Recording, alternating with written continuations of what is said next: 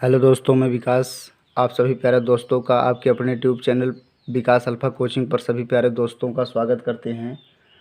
आज हम लोग ऐसे प्रश्नों को हल करेंगे जो जो पीछे हम लोग पढ़े हैं उन्हीं सबको हल करेंगे। वही प्रश्न नहीं रहेंगे, उन्हीं पर आधारित प्रश्नों का अध्ययन करेंगे ताकि कोई भी प्रश्न आपसे परसेंटेज का छूटने न पाए, है ना।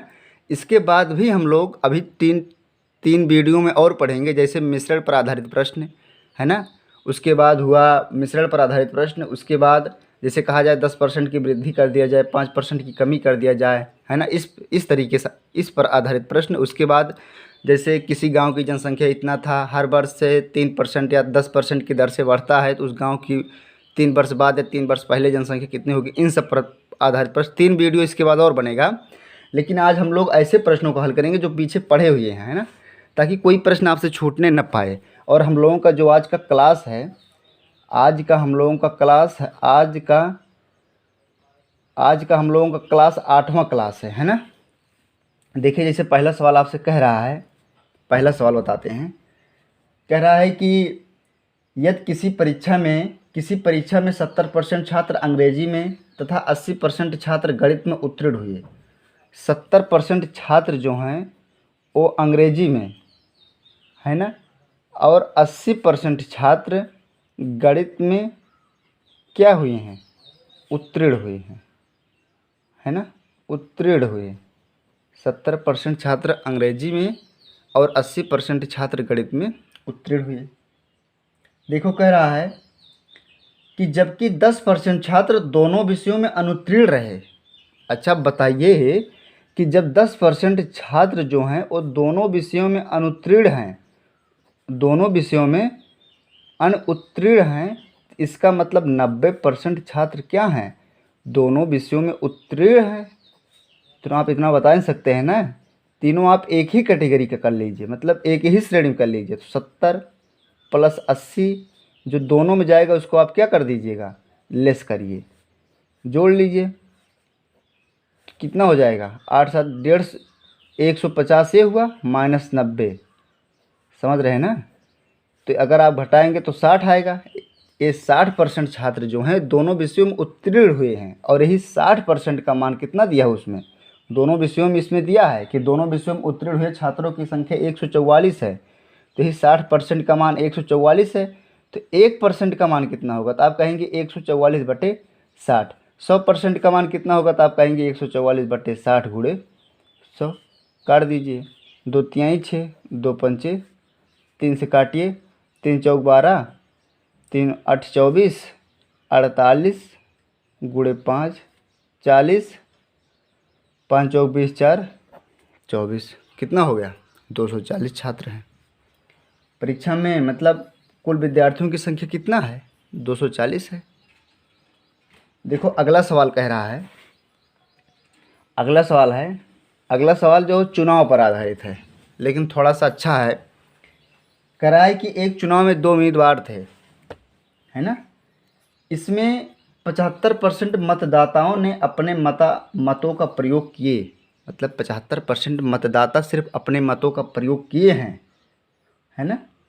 तथा इनमें से 2% मतों को अवैध घोषित कर दिया गया। 2% जो मत थे, 75 का 2% मत, 75 जो अपने आप में 100% है, ध्यान देना इस बात को, अवैध घोषित कर दिए गए। एक उम्मीदवार ने 9261 मत प्राप्त किए, जो कि वैध मतों की 75% थे। तो आप लिखेंगे माना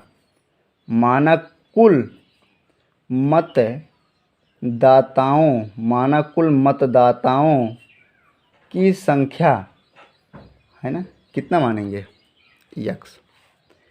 यक्स का 75% मतदाता अपने मतों का प्रयोग किए हैं। इनमें से 2% मत अगर अवैध घोषित हो गया तो बचा 98/100। ध्यान देना कि 75 जो अपने आप में 100% है, वो 2% आप करके कम करके 73% कर देंगे तो सारा गलत हो जाएगा, है ना।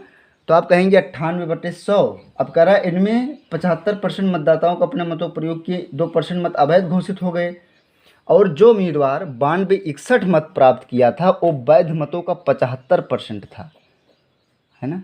तो यही आप बराबर कर लीजिए। जो यक्स का मान निकलेगा वही होगा। 25 तियाँ 75 चौका यहाँ पर 3 फिर 4। हाँ, तो आप कहेंगे 3 त्रिका 9 गुणे 98 बटे 4 चौक 16। समझ रहे हैं ना। गुणे यक्स बराबर 92 61। तो आप कहेंगे यक्स बराबर 92 61 गुणे 16 बटे 9 गुणे 98। काट दीजिए 9 से। देखिए 9 से काटिए। 9 इक्के 9 जीरो उतरेगा ना, तो 9 दूनी 18 9 9 आई 7 से काट दीजिए। 7 इक्के 7 7 चौक 7 इक्के 7 3 10 7 चौक 28 7 सत्ते 7 दूनी 14 7 दूनी 14 7 इक्के 7। यहाँ कितना आ जाएगा? आ जाएगा टोटल 21 गुणे 800। 8 इक्के 8 दूनी 16 16,800 टोटल मत थे।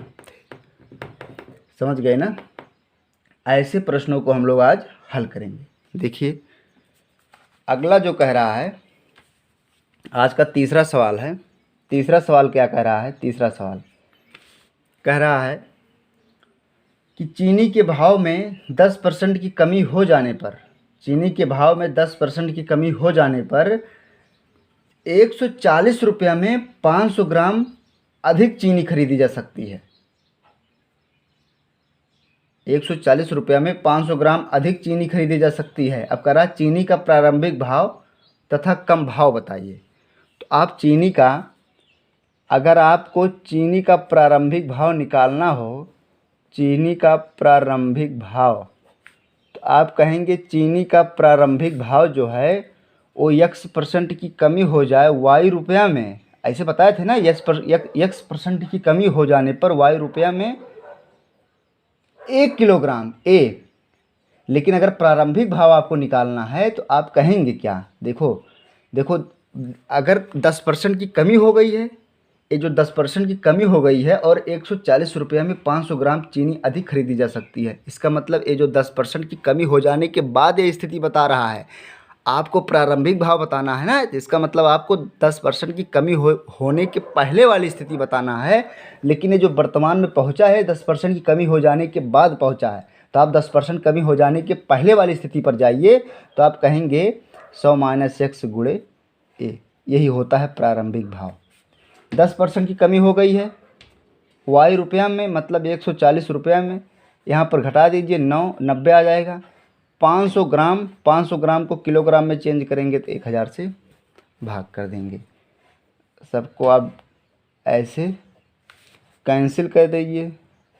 10 गुणे 140 बटे 9 गुणे 5, 5 दूनी 10, 140 रुपया है ना। हाँ सही है। आप कहेंगे 200, 14 दूनी 28, 280 बटे 9, 9 त्रिक 27 1 28, 9 इक्के 9 है ना। यही होगा 31, लगभग 32 रुपये के बराबर देना पड़ेगा आपको। प्रारंभिक भाव 32 रुपया था, लेकिन इसका जो वर्तमान भाव है, अब आप यहाँ से निकालिए चीनी का वर्तमान भाव। चीनी का जो वर्तमान भाव निकलेगा, आप कहेंगे x% की कमी हो जाने पर y रुपया में 100 गुणे 1 किलोग्राम। 10% की कमी 140 रुपया में 100 गुणे 1 किलोग्राम, मतलब 500 ग्राम। 500 ग्राम को आप किलोग्राम में चेंज करेंगे 1000 से भाग कर देंगे, है ना। कैंसिल कर दीजिए। तो आप कहेंगे 10 गुणे 140 बटे 5 दूनी 10 5 8। इसका वर्तमान भाव कितना है? 200 कितना है? 28 रुपया है। 10% की कमी हो जाने पर 28 रुपया, पहले 31 32 रुपये में लगभग मिलता था, 32 रुपये में करीब मिलता था, लेकिन इस समय कितना मिल रहा है? 28 रुपये। क्यों मिल रहा है? क्योंकि 10% कमी हो गई है ना। इन सब प्रश्नों को आप आसानी से हल कर लेंगे, है ना। अब देखो, समझ रहे हैं ना। देखो अगला सवाल जो है वो इसी पर आधारित है। अगला सवाल कह रहा है कि अमन का खर्च विमल के खर्च से 30% अधिक है। अमन का खर्च विमल के खर्च से, देखो चौथा सवाल बताता हूँ आज का, करा अमन का खर्च विमल के खर्च से 30% अधिक है तथा विमल का खर्च रमन के खर्च से 10% कम है। रमन के खर्च से 10% कम है। अगर आप रमन का खर्च यक्स मानेंगे, है ना, तो विमल का खर्च रमन के खर्च से, तो विमल का जो खर्च है वो रमन के खर्च से 10% कम है। इसका मतलब यक्स का ये 90% निकालना पड़ेगा आपको। समझ रहे हैं ना? 9x/10। ठीक है, 9x/10। अब कह रहा था आगे कि अमन का खर्च विमल के खर्च से 30% अधिक है। अमन का जो खर्च था वो विमल के खर्च से, विमल का खर्च से 30% अधिक है। 130/100, तो 9 त्रिक 27/100 ना, 27x/। आप ऐसे बना लीजिए, पहले अमन है, फिर विमल है और फिर रमन है। तीनों का अनुपात बनाइए आप। तो तीनों का अनुपात अमन का हो जाएगा 27x/100, अनुपाते विमल का हो जाएगा, विमल का होगा 9x/10 और उसका यक्स हो जाएगा। यक्स सब में गया, आप कहेंगे 9/10 1। लघुत्तम हो जाएगा 90/100,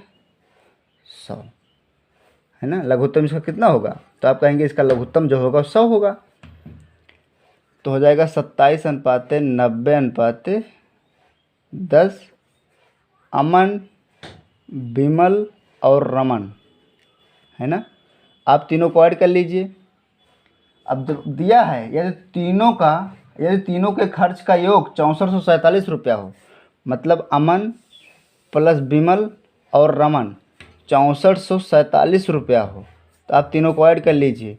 आप कहेंगे 9, कितना आ जाएगा 7, 9 2 11 प्लस 100, तो आ जाएगा 217। 217 का मान कितना है, 6447 है ना। तो 1% का मान कितना होगा, देखिए। 1% नहीं, 1 का मान होगा 6447/217। अगर 1 का मान निकालना है तो 1 का मान निकालने के लिए, मतलब अमन का खर्च निकालना है, तो आप 27 से गुणा कर दीजिए। 7 2 9 1 10, कितनी बार जाएगा देखिए, काटना पड़ेगा ना। 217 है, 217 6400 कितना है, 47 है। पहले हम लोग शुरुआत में लेकर जाएंगे 21 21 3 63 7 3 21, 3 1 3 2 5, है ना, 3 दूनी 6, 2 बार जाएगा, 2 बार लेकर जाएंगे 2 7 14, 2 1 2 1 3 और 2 दूनी 4, 0 1 2, 210 आएगा। फिर 7 उतारेंगे, 1 अंक छोड़ेंगे, 21 दहाम 21, 9 बार अगर हम लेकर जाएंगे तो 9 7 63 और 9 1 के 9, 9 दूनी 18, ज़्यादा हो जाएगा बहुत ना, 210 है। 2 अंक आप छोड़ दीजिए। अगर हम लेकर जाते हैं 8 बार, 7 बार, 7 7 49, 7 1 7, 7 4 11 और 7 दूनी 14, 1 15, ले जाइए आप 8 बार, 8 7 56, 8 1 8, 8 5 13, 8 दूनी 16, 1 17, अगर 9 7 63, है ना। तो आप देख लेना कितनी बार जाएगा, लेकिन आपका जो तरीका बनेगा यही बनेगा। ठीक है, रमन यही है मेन। अगर आप इस पर पहुंच गए तो ये सब सॉल्व हो जाएगा। समझ रहे हैं, यही इसका मेन है। देखो अगला सवाल बताते हैं।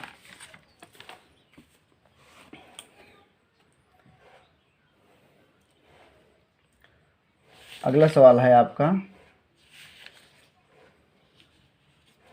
देखो आप बता देते हैं, इसी पर आधारित जो है एक सवाल है। बताते हैं कि कह रहा है कि सोने तथा चांदी की 50 ग्राम मिश्र धातु में भार के रूप में 80% सोना है। सोने और चांदी का, है ना। देखिए जो सवाल है आज का, ये 5वां सवाल है। देखो 5वां सवाल में क्या कह रहा है। कह रहा है कि सोने और चांदी के, सोने प्लस चांदी के 50 ग्राम में 50 ग्राम मिश्र धातु में भार के रूप में 80% सोना है। अच्छा बताइए आप, अगर 80% सोना है तो सोना है कितना वास्तव में? तो आप कहेंगे 40 ग्राम जो है वो क्या है? सोना है। 40 ग्राम क्या है? सोना है। करा इस धातु में कितना सोना और मिला दिया जाए? करा इस धातु में कितना सोना है और मिला दिया जाए? अगर 40 ग्राम सोना है तो 10 ग्राम क्या है? चांदी है। कितना सोना और मिला दिया जाए? आपने कहे कि x ग्राम सोना और मिला दिया जाए। कि नए मिश्र धातु में 95% सोना हो। अगर 95% सोना होगा तो 5% चांदी तो भी होगा ना। यही आपको हल करना है।